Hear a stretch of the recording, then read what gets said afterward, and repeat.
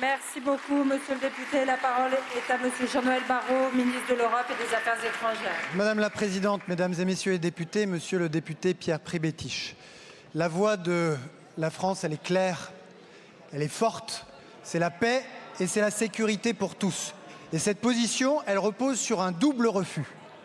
Le refus de voir Gaza occupée, la Cisjordanie colonisée, le Hamas continuer à détenir les otages dans les tunnels de Gaza et l'aide humanitaire bloquée à l'entrée de Gaza avec une population affamée. Et c'est pourquoi, même si nous avons dû la reporter pour des raisons logistiques et sécuritaires, nous restons déterminés à tenir cette conférence pour la solution à deux États qui a enclenché une dynamique désormais inarrêtable qui va nous conduire à reconnaître l'État de Palestine.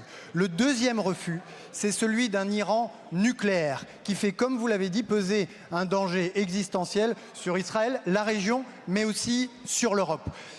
Mais c'est un problème que l'on ne peut régler que par la négociation, comme nous l'avons fait, vous l'avez dit, sous l'autorité du président Hollande il y a 10 ans, en étant plus exigeants que nos partenaires américains et en obtenant des concessions significatives de l'Iran. Un accord qui, c'est vrai, a été fragilisé quelques années plus tard lorsque les États-Unis s'en sont retirés.